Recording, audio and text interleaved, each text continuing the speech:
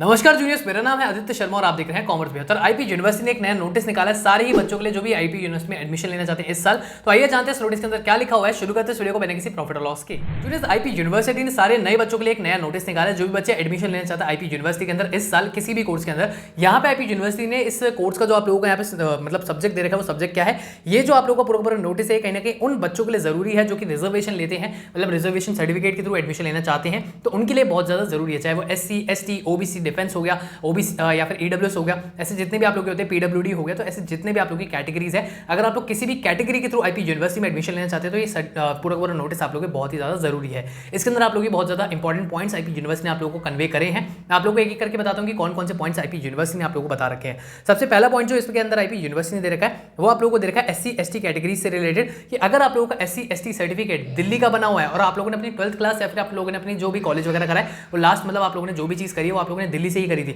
मतलब सर्टिफिकेट और आप लोगों की लास्ट जो भी क्लास थी या फिर लास्ट जो भी कॉलेज था दोनों दिल्ली से होने चाहिए, अदरवाइज आप लोग इनएलिजिबल माने जाएंगे। तो एक तो ये कंडीशन दे दी। दूसरा इन्होंने कहा है कि अगर कोई बच्चा बाहर से, जिसने अपनी 12th या फिर अपना कॉलेज बाहर से करा हुआ है, आउटसाइड दिल्ली से करा हुआ है, तो उसका सर्टिफिकेट भी ऑल ओवर इंडिया कहीं से भी हो सकता है, चाहे वो दिल्ली से हो चाहे वो किसी भी स्टेट से हो, माना जाएगा उसका।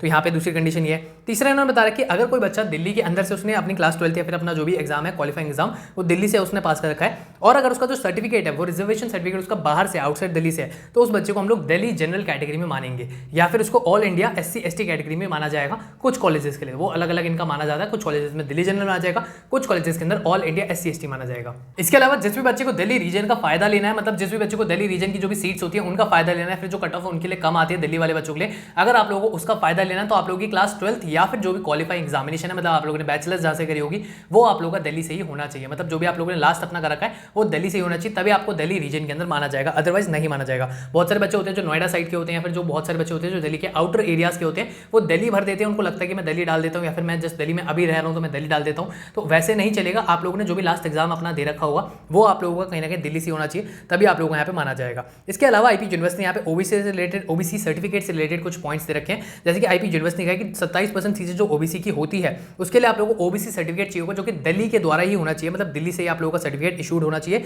एंड इसके अलावा ये जो सर्टिफिकेशन की, मतलब ये जो जितनी भी आप लोगों की रिजर्वेशन होती है ना, बहुत सारे बच्चे सोचते हैं OBC हो गया, SC हो गया, ST हो गया, ये क्या सारे कॉलेजेस में रिजर्वेशन रहेंगे? ऐसा बिल्कुल भी नहीं है। आईपी यूनिवर्सिटी के सिर्फ मेन कैंपस में सारे आप लोगों के रिजर्वेशन काम में आते हैं, चाहे वो EWS हो गया, SC ST OBC हो गया, PWD हो गया, सिर्फ और सिर्फ मेन कैंपस में ज्यादातर काम में आते हैं। बाकी किसी भी कॉलेज में ऐसा नहीं है कि सारे एफिलिएटेड कॉलेजेस में आप लोगों के काम में आते हैं, किसी किसी में आ भी जाते हैं, किसी किसी में नहीं भी आते, मतलब ऑलमोस्ट 90% में तो नहीं आते हैं काम में।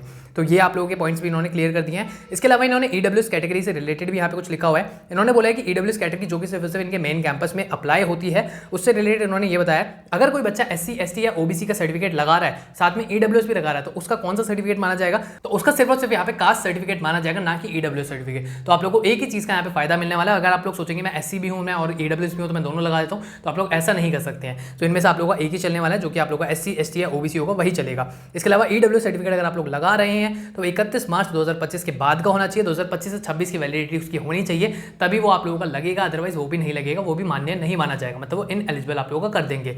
तो आप लोगों का लेटेस्ट सर्टिफिकेट होना चाहिए। और इसके अलावा जो आप लोगों का सर्टिफिकेट है ना, वो कहीं ना कहीं दिल्ली गवर्नमेंट के द्वारा ही दिया गया होना चाहिए। EWS सर्टिफिकेट दिल्ली गवर्नमेंट के द्वारा ही दिया गया होना चाहिए, अदरवाइज ये लोग उसको भी इनएलिजिबल कर देते हैं। बाहर से कहीं से बनवा के लागू ना, वो उसको हटा देंगे, नहीं हम नहीं मानते इसको, तो आप लोगों की EWS कैटेगरी भी वहाँ से हट जाएगी। EWS का वैसे ऐसा कोई ज़्यादा फायदा नहीं मिलता है। अगर आप लोग वहाँ SC या फिर ST कैटेगरी से, उसका बहुत फायदा मिलता है, डिफेंस का फायदा मिल जाता है आप लोगों को। कश्मीरी माइग्रेंट है तो उसका तो बहुत रेयर, लेकिन हाँ मिल जाता है कभी कभार। जो रेयर होते हैं मैं आप लोगों को बताता हूँ, जैसे कश्मीरी माइग्रेंट हो गया, उसको बहुत रेयर किसी कॉलेज में आप लोगों को फायदा मिलेगा। EWS का किसी रेयर कॉलेज में फायदा मिल जाएगा, जैसे मेन कैंपस में मिलेगा। OBC का आप लोगों को सिर्फ मेन कैंपस मिलेगा, तो रेयर हो गए।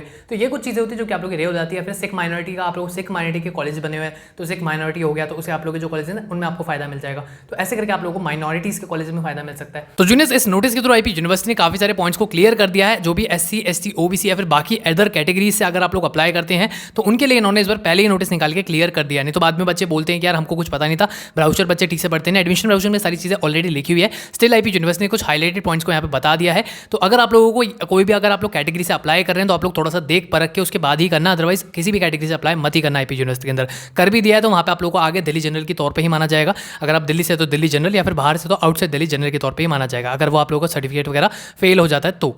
आईपी यूनिवर्सिटी से रिलेटेड ऐसी और लेटेस्ट अपडेट्स के लिए चैनल को आप सब्सक्राइब कर सकते हैं। अगर ये वीडियो पसंद आई तो इस वीडियो को लाइक करो, शेयर करो अपने दोस्तों के साथ। मैं मिलता हूं आपसे अगले वीडियो में, भी इतना ही, धन्यवाद।